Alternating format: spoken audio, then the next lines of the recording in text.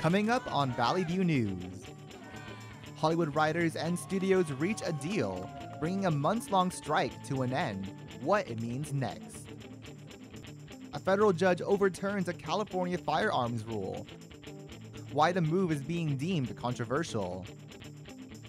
And Poland is no longer helping provide weapons to Ukraine. Hello and welcome to Valley View News. I'm Lauren Hanna. And I'm Allie Nahara. We begin with that major announcement. The Hollywood writer strike has tentatively come to an end. The Writers Guild of America and Hollywood's major studios reached a tentative agreement on Sunday. Terms of the deal remain unknown for now, but this does put an end to a 146-day strike. Writers were demanding improved pay, working conditions, AI protections, and more. Deadline reported the Guild's lawyers were reviewing the studio's final offer over the weekend, and significant progress was made. CEOs of Warner Bros., Discovery, Disney, NBC Universal, and Netflix all took part in the discussions. The agreement still needs to be made official. For now, picketing has been suspended, but writers are told not to go back to work until instructed. A sheriff's deputy gunned down in an ambush was remembered by his hometown. Santa Clarita residents held a candlelight vigil at Marketplace Park in remembrance of 30-year-old Ryan Klinkenbrummer.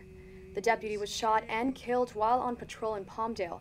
Hundreds of residents and elected leaders paid tribute to the slain deputy. Tonight we want to focus on the life that he lived, for those that he loved, and the men and women in uniform who were tragically reminded that once again the sacrifices they make every single day to protect our communities. To his family, his fiance, his friends, and his law enforcement colleagues, we stand with you, united in grief for his loss and love for his memory. Our community has faced heartache before, and as we always do in Santa Clarita, we wrap our arms around those who are grieving. The suspect in the murder was taken into custody at a home in Palmdale. 29-year-old Kevin Salazar faces life in prison without parole if convicted of multiple charges related to the shooting. Court records show Salazar pleaded not guilty by reason of insanity to murder with special circumstances. First special circumstance that we have alleged is that the killing was committed against a peace officer. The second special circumstance is that he was lying and waiting. And the third is by means discharge of a firearm from a motor vehicle. He is being held without bail and is set to return to court in November. A Simi Valley man has been arrested after firing shots in his residence at non-existent intruders. Officers arrived at the scene Sunday and found a 63-year-old man crawling out from under the bushes with his firearm. After the investigation, they determined the man was under the influence of alcohol and had fired multiple rounds after he believed intruders were in his home.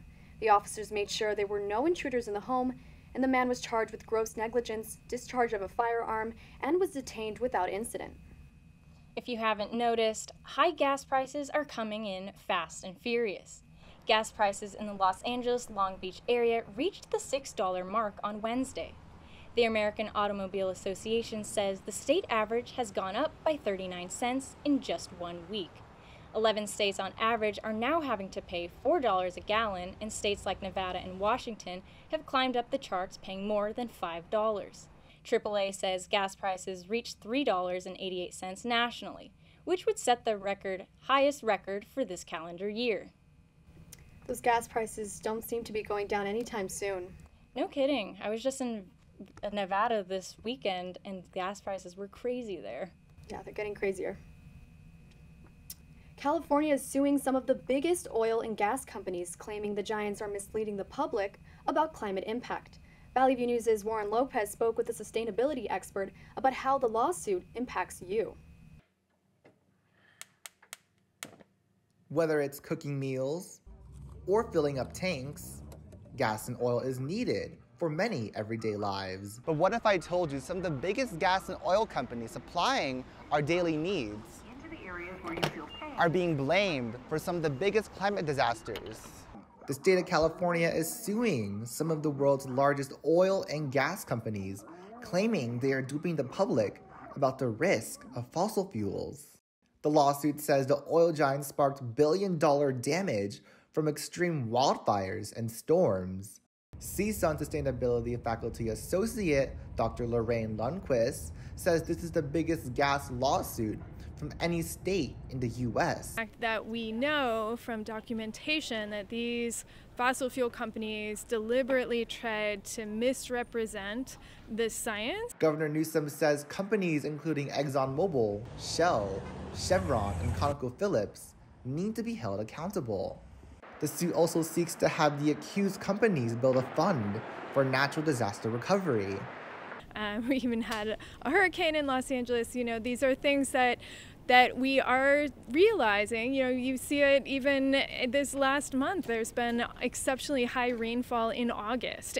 Valley View News was unable to get comment from the gas companies. The American Petroleum Institute alleges to CNN this suit has no merit.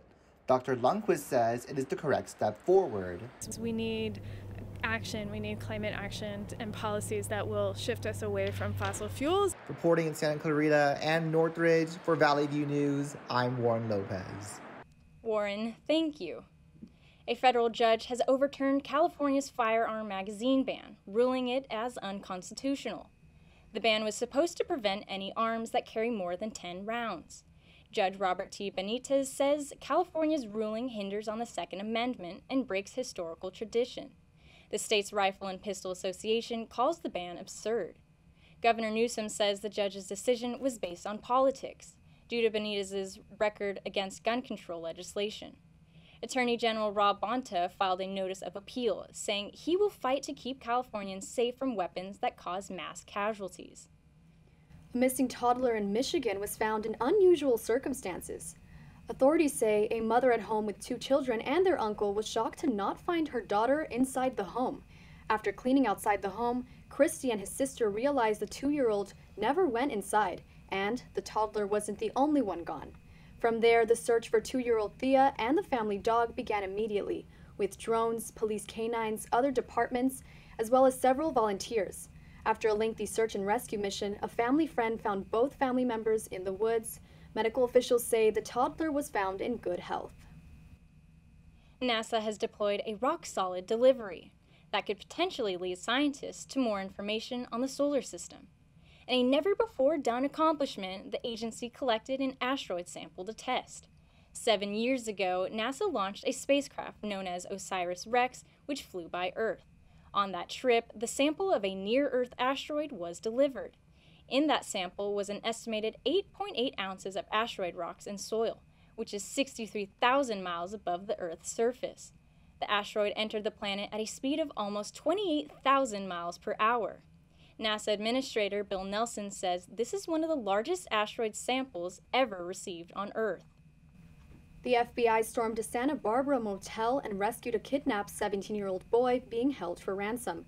The kidnapping was caught on Ring camera footage, showing 2 men taking the victim from his car and pulling him into a silver SUV. Hours after the kidnapping, the victim's mother started getting calls from a Mexican number demanding $500,000 and threats to cut off body parts of his son if the money wasn't paid. The FBI was able to track the location of the kidnappers and the victim by using a cell site simulator. They arrested 3 suspects who admitted to playing a role in the abduction of the teenager. A government shutdown is looming as the deadline for Congress to pass funding legislation is fast approaching. Lawmakers must pass 12 different spending bills to fund government agencies, and they're supposed to be set before government funding expires on October 1st. If Congress does not pass a plan signed by the President, the shutdown will begin effectively after midnight on October 1st. If the shutdown goes into effect, it will impact federal workers and government services like Homeland Security, Postal Service workers, and national parks.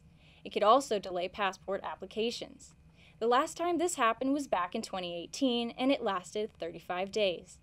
Mexico is working with the U.S. team to stem the flow of migrants heading north illegally. Mexican officials met with U.S. Customs and Border Protection officials south of the U.S. border in Texas. It comes as Mexico continues to feel the impacts from illegal crossings from Mexico into the U.S. The country is grappling with the temporary closure of its international bridge and the pause on its main cargo train system. Department of Homeland Security officials say migrant crossings have surpassed 8,600 over a 24-hour period this week. About 6,500 migrants are in custody in El Paso alone, and the city is receiving more than 2,000 additional migrants every day. Mexican officials vowed to carry out a series of 15 actions as part of the agreement. It includes submitting a daily report of the number of migrants on the train system, establishing checkpoints along the rail route, and conducting interventions on railways and highways. Here at home, a CSUN student was named a finalist in the Student Academy Awards. Her documentary is based on her journey to find her half-siblings after discovering she was conceived via a sperm donor. Sarah Sims realized she and her twin sister were conceived via sperm donor when her twin sister took a genetics test. She later found out that they have 10 half-siblings around the country. The film, called number 2276, based on the number that Sims' sperm donor was assigned, is based on interviews with her father, 5 of her half-siblings, and even her sperm donor. The documentary is one of the 26 finalists recognized in this year's Student Academy Awards and is available to stream on YouTube. She's making everybody here proud by telling her story. Definitely. Matador strong. I'll have to watch it soon on YouTube. Now, with the CSU strike ending, what could this mean for the future of incoming college students? Valley View News' Leah Villalpando went to different college campuses to get more details. The CSU Board of Trustees' decision to increase tuition fees for all CSUs by 6% for the next 5 years is now official. Starting in the fall, students from all 23 CSU campuses will pay an additional $342. But by 2028, they'll have to pay almost $2,000 more. But how does this affect prospective students looking to transfer to a CSU? Some Pierce College students say the tuition increase creates a concern. I think it's dumb that they're making it more expensive, seeing as how it's already, expensive to go to college. The financial aspect of attending a CSU is mainly what prospective students are now anxious about, especially because it can change their anticipated graduation roadmap. That's not a small amount of money. That's a huge amount of money. And I believe I have to save more than before, or maybe take more units to graduate faster or transferring faster. Here at Cal State Northridge, the deadline for transfer applications is September 30th. As the deadline approaches, CSUN's own admission counselors are working to make the process for applicants smoother. Here at CSUN, about 88% of our student population receives some form of financial aid, so I do think CSUN is still an affordable option for our students, and they're still, good to apply, and they shouldn't necessarily have to worry about the increase in the tuition within the first year at least. Despite concerns from both current and prospective students, the CSU tuition is still set to increase starting in the fall of 2024. Reporting from Pierce College, I'm Leah Villalpando, Valley View News. Thank you, Leah. More to come on Valley View News. Ukraine launches a new missile on Russia, and Iran enforces a new dress code. More on international news with our Alex Perez after this quick break. I am so glad you ladies are here. You each have your own rooms. Thank you.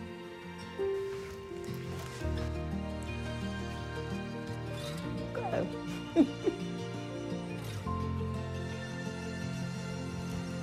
Is it okay to call you Mom?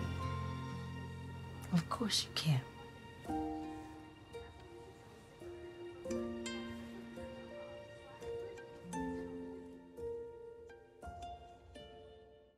Welcome back. A missile launched on Russia's Black Sea Fleet from Ukraine. Alex Perez is in our digital media center with that story and more on international news. Alex? Yes, thank you, Ali. More on the missile launch in just a few moments, but we begin with this. 16 people are dead after a coal mine fire erupted in China. Local authorities say the fire broke out in a coal mine in town in the Guizhou province. A police investigation says that people died after being trapped from the fire. China still relies on coal for electricity and is known as the biggest cause of greenhouse gas emissions. The coal mining industry has continued to improve despite the many deaths throughout the years. A vehicle filled with bombs exploded in Somalia, killing at least 15 people and wounding 40 others. The bombing happened at a security checkpoint in the city of Beledweyne, which is in the Hirshabelle state. A witness saw a pickup truck chase after the vehicle of explosives when it forcefully drove past the inspection post. Bella Duane's General Hospital Director says 10 bodies were brought in. Medics transferred half of the wounded to other nearby hospitals where they're in stable condition, while the rest are in critical condition. Ukraine has launched another missile on the city of Sevastopol off the peninsula of Crimea. It happened on Saturday and left one man missing and the city building burning. Debris fell near a pier and later in a nearby park. Loud blasts were heard and lots of smoke covered the surrounding area, causing ferry traffic. Ukrainian military experts are saying it's important to keep the attacks on Crimea so they can weaken its military. Sevastopol has been a major base for Russia's Black Sea Fleet since the 19th century. It comes as Ukraine says it will now be losing resources as Poland will stop providing weapons for them. Many European nations put a ban on Ukraine grain imports to help the local farmers from being paid less. Ukrainian President Vladimir Zelensky says it is alarming to see how some of their closest allies in Europe are using this opportunity to downplay solidarity. Poland fears they may be a possible next target for Russia if Vladimir Putin ends up being successful. Polish Prime Minister Mateusz Morawiecki says they are no longer transferring weapons to Ukraine in order to start arming Poland. Poland, Hungary, and Slovakia intend to keep the restrictions in place. Iran is enforcing intense penalties on women who break hijab rules. It comes just days after the one-year anniversary of Mahsa Amini's death. The 22-year-old died last year after being detained by police for not following the hijab dress code. The so-called hijab bill says women who do not wear the item properly will receive fines that could increase after multiple times. A possible violation could also result in 10 years in prison, and men would receive fines if they wear revealing clothing from their chest down to their ankles. The Guardian Council oversees the legislation in the Islamic Republic and still needs to approve the bill. This issue could cause protests in Ukraine, resulting in lawsuits being filed against all three countries. And that's the very latest from the Digital Media Center. I'm Alex Perez, back to you guys in the studio. Thank you, Alex. A northern Serbian zoo welcomed a friendly face with whiskers to their park. A lion cub who was only a few months old was found wandering in the road before being rescued. A Palax Zoo official says the female cub was malnourished and weak, and also said the lion was in pretty poor shape before being helped with infusions to improve its health. The cub was seen coming into view from the grass and stepping on the road, as officials and people passing by approached the wild cat. At the moment, officials have not yet made any statement. Tens of thousands of protesters hit the streets in Spain. The demonstrations were against Prime Minister Pedro Sanchez's plan that would grant amnesty to Catalan separatists. The policy would be able to keep Sanchez in office even though he lost the most recent election. In July, Sanchez was second in the election, but could potentially be re-elected if his policy plans follow through. The Prime Minister could also remain in office if supported by a former exiled leader, Carles Puigdemont. Puigdemont says he will support this policy if other separatists are released from any legal action. With the potential policy in place, protesters from all across Spain have continued to show their opposition to the amnesty. Thousands of Central Americans in Los Angeles came together to commemorate their independence. Valley View News' Lysandra Vera spoke with attendees about the significance of the celebration.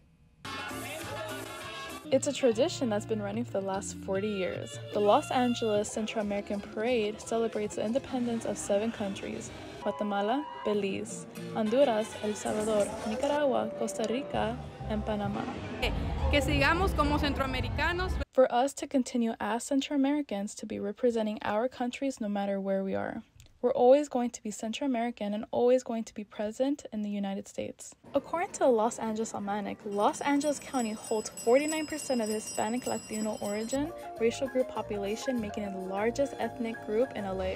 Salvadoran Americans is the second largest Latino community in LA after the Mexican American community. Central America proclaimed its independence back in 1821. Since then, when it became official in September 15th, they have been celebrating every year through parades and festivals with almost 60,000 people here right now. Parade goers showed off their pride and joy for their culture in different ways. There were activities for children and people enjoying themselves through sports. To be able to go with the family, since it's a free festival and parade to attend where everyone can come and wear their country's shirt and feel proud of where they come from. to keep our culture, our traditions with the Central American community and the Mexican community, because we celebrate, at the same time. Many Angelinos say that the Central American Confederation Annual Parade will always hold a part of LA's traditions. Reporting in Los Angeles, I'm Lisandra Vera, Valley View News. Thank you, Lisandra. A new cell phone feature for phone cameras could save a lot of people a great deal of trouble. TikTok users have confirmed that iPhones in Japan come with the camera feature that cannot be disabled. Though the feature is real, it is not a law but a rule. It was set to protect potential victims from being photographed. There, phones could come with a pre-installed feature that would make a shutter sound every time a photo is taken. For non-consensual photos or social media, this could prevent strangers from taking photos and posting them online. Though it is legal to take pictures of people in public, this feature helps to keep civilians in Japan in check. When we come back, a new movie will feature a NASA astronaut who grew up as a farm worker. Also, the next Super Bowl halftime performer will make you say yeah. Stay with us. When I never graduated from high school, I realized I wanted to go back to school because I didn't want to work these back-breaking jobs the rest of my life. With the help of my father and having my son, that was all the motivation that I needed to come back to school. I felt accomplished, made me feel that I could take on whatever challenges life throws at you. Find free adult education classes near you at finishyourdiploma.org. Welcome back. The 32nd season of ABC's Dancing with the Stars won't be heading to the dance floor just yet. While there is an agreement made between Hollywood writers and the studios, there is no word yet on the season's premiere. The iconic show is expected to air in a few days. From the fields to space, this former migrant worker now has the right to say his life is a movie. The film, A Million Miles Away, lets viewers take a look into the journey of NASA astronaut Jose Hernandez. Hernandez is played by Michael Pena, and now he has made it from picking cherries and cucumbers in California to reaching for the stars. Hernandez made history after being a mission specialist for the Space Shuttle Discovery in 2009. It was the first shuttle mission sending 2 Latino astronauts into space. Since the launch of this movie in September 15th, it debuted as the most popular streamed films on Amazon Prime. Natalia Bryan is taking a vacation from studying at the University of Southern California in order to walk the runway in Milan Fashion Week. Donatella Versace invited the 20-year-old to walk the Spring 2024 show. It's her first catwalk since signing with IMG Models in 2021. Natalia tells Vogue that she is so grateful and felt so comfortable because of Versace. Bryan's mother, Vanessa, is known for having great style and even gave advice to her own daughter. Natalia says she can always go to her mother as she has her best interest at heart. Joe Jonas's ex-wife, Sophie Turner, has filed a lawsuit demanding he send their children back to England. In shocking court filings acquired by Fox News Digital, Turner alleges Jonas has had the wrongful retention of their 2 girls since last week. The English actress claims she was unaware of Jonas's plan to file divorce until she read about it in the media earlier this month. The 2 had not committed setting down roots in any particular place until April 2023. The marriage was described as irretrievably broken in Jonas's petition. According to Turner's lawsuit, their marriage happened very suddenly. Ruby Frank's YouTube channel is no longer active, but videos of the mother of 6 behind the family YouTube channel, 8 Passengers, continue to call out her actions. Frank and her business partner, Jody Hildebrandt, were detained on August 30th and charged with 6 counts of felony child abuse. A neighbor of the Franks in Utah contacted Child Services after she noticed the children were left alone often. Ruby's 3 sisters took to Instagram last month that they had kept quiet about the matter for the sake of her children. The 2 women are in Washington County Jail, and neither has pled yet. They will attend their hearing on October 5th. Nicholas Kurdilis, a former right-winger for the Anaheim Ducks, has died. Officials in Nashville say Kurdilis was out on a late Saturday night ride on his motorcycle when he hit the left side of a BMW with his bike. The Ducks later confirmed his death via social media. 29-year-old Kurdilis was an Orange County native who played 5 years in NHL and was last working in real estate. the Cleveland Browns lost a huge part of their offense last Monday versus the Steelers. Star running back Nick Chubb suffered a season-ending injury during the second quarter.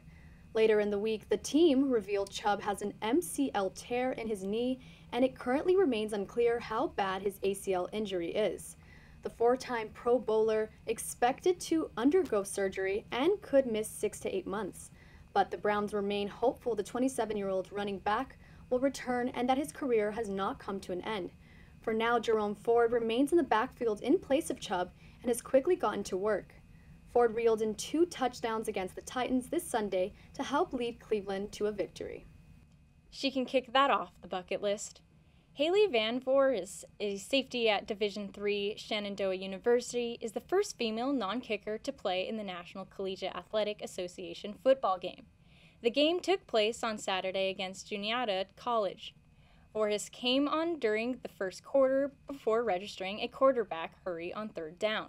She had just been playing on the junior varsity team at Christ Church School in Virginia right before COVID-19 restricted her from participating in her senior season. During this time, she was named one of the 2019 All-State Honorable Mentions. Big news here. Usher is hitting Allegiant Stadium in Vegas next year, but not on tour. The 8-time Grammy winner will be headlining the NFL Super Bowl halftime show. Usher appeared in the 2011 halftime show with the Black Eyed Peas as a guest, but now he will find himself center stage. It is unknown whether he will have his own guest, and the Super Bowl is on February 11th, 2024. How cool is it he went from being a guest to now headlining the entire show? Yeah, as a fan, I'll definitely have to be tuning in. More on sports news. The Los Angeles Chargers took on the Minnesota Vikings this Sunday in a battle of the defeated. Both teams came into this one trying to avoid those losses early in the season. Star quarterback Justin Herbert threw for over 400 yards, and wide receiver Keenan Allen had more than 200 receiving yards, including a passing touchdown. The game came down to a goal line stop by the Chargers. Kenneth Murray Jr. intercepted Kirk Cousins in the end zone with 12 seconds remaining to give the Bolts their first win of the season. Though the Chargers came out on top, they lost former Pro Bowl receiver Mike Williams late in the third. Williams suffered an ACL injury, and he's now out for the season. Have you ever wished you could get paid to watch TV? Well, here's your chance. Netflix is offering $2,500 to a lucky fan who can sit and determine which popular Netflix show is the most binge-worthy. The chosen participant will be given $2,000 to watch all 50 hours of the shows Squid Games, Wednesday, and Stranger Things, plus $500 for snacks. They'll need to rate each show out of 10 based on how binge-worthy it is, how distracted the viewer could be, and how likely the viewer could fall asleep. Plus, rating how likely the viewer is to rewatch the show and how impressed they are with the finale. The winning participant will have a month to complete all 3 programs. It's unclear when the winner will be announced. That sounds a little fun, getting to relax and watch movies For with money. a little bit of homework. It's definitely something I could do. That's all for us at Valley View News. I'm Lauren Hanna. And I'm Allie Nahara. For stories any time of day, see our YouTube channel at Valley View News and our Instagram page at Valley View News CSUN. Thanks for watching.